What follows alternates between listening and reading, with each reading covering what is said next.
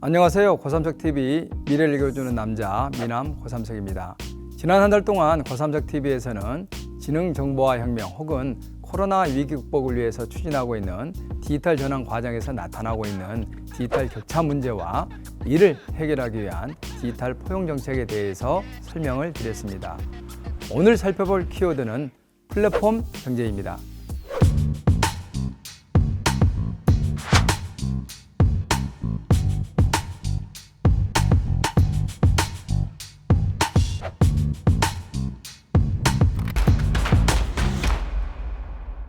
요즘 사람들은 집이나 차를 사거나 빌리는 대신에 공유 모빌리티 기업이나 공유 숙박 기업을 통해서 이제 차량이나 집을 빌려서 이용을 하고 있습니다.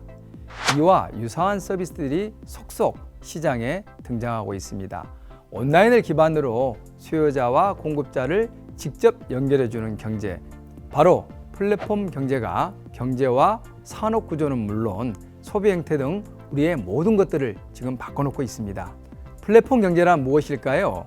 고삼석TV 10번째 초융합 경계를 파괴하라 편에서 플랫폼 경제를 잠깐 설명드린 바 있습니다. 최근 급부상하고 있는 플랫폼 경제는 지능정보화 시대 산업의 필수적인 5G, 빅데이터, 인공지능 등 정보통신 인프라를 기반으로 수요자와 공급자, 상품과 서비스 등 산업 생태계를 구축하고 관리하는 플랫폼 사업자를 매개로 이루어지는 모든 경제활동을 의미합니다.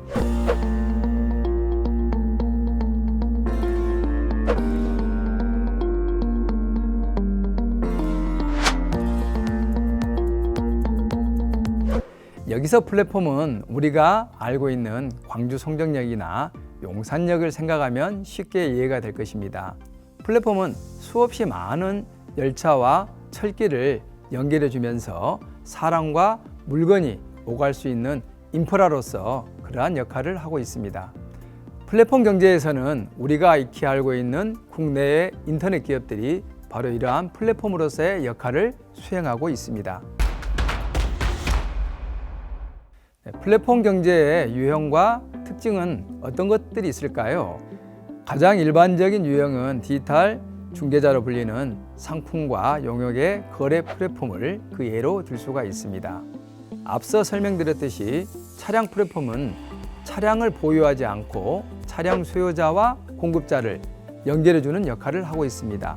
숙박 공유업체는 호텔과 같은 유형의 건물을 소유하지 않고 숙박 시설을 그 소유자와 그리고 수요자를 연결해서 사용하도록 하는 그러한 서비스를 지금 제공하고 있습니다.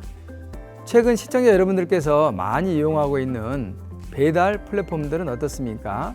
코로나로 인해 외출이 어려운 고객과 그리고 상점을 연결해 줍니다.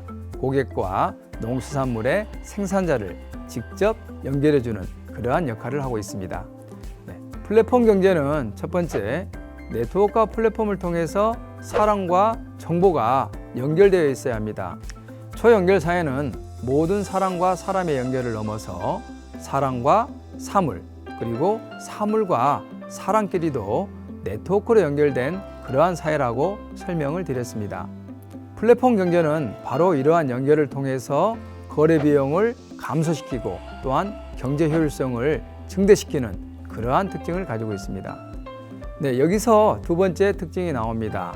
플랫폼에 참여자가 많으면 많아질수록 그 플랫폼 기업의 가치와 경쟁력이 커지는 소위 네트워크 효과가 발생하게 됩니다. 시장에 먼저 뛰어들어서 참여자를 많이 확보한 선발 사업자를 후발 사업자가 따라잡기 어렵기 때문에 양자 간에는 큰 격차가 발생합니다. 바로 초격차입니다.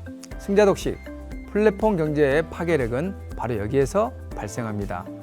여러분들이 알고 있는 국내의 플랫폼 기업들인 구글이나 아마존, 네이버나 다음과 같은 기업들이 이러한 방식으로 시장에서 지배력을 행사하고 있습니다.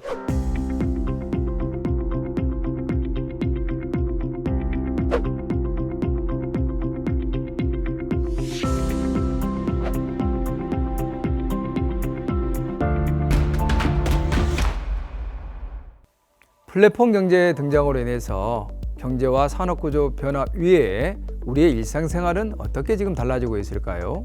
온라인과 모바일 기반의 플랫폼 경제가 활성화되면서 공유경제 시대가 본격적으로 열리고 있습니다. 전통적인 소비 패턴을 한번 생각해 보시죠. 과거에는 집이나 차량, 사무실, 책 등을 소유하는 것이 일반적인 행태였습니다. 그러나 최근에는 생산된 제품이나 부동산을 소유하기보다는 그것들을 다른 사람들과 공유하는 소위 협업적인 소비 모델이 큰 비중을 차지하고 있습니다. 다른 사람들과 공유에 사용함으로써 유유자원의 활용을 극대화하는 경제 활동도 가능합니다. 한마디로 플랫폼 경제의 부상으로 인해서 산업의 중심이 제조업에서 서비스업으로 급격히 그 무게중심이 이동하고 있습니다. 시청자들께서 가장 많이 궁금해하시는 게 이런 플랫폼 경제의 급부상으로 인해서 우리의 일자리는 어떻게 변화될 것인가, 이것을 가장 궁금하게 생각하시는 것 같습니다. 아무래도 산업의 중심이 기존 제조업에서 플랫폼 기업이 주도하는 서비스업으로 중심이 이동하게 된다면 가장 크게 변화가 일어날 부분은 바로 노동시장입니다. 즉, 일자리의 변화라고 할 수 있습니다.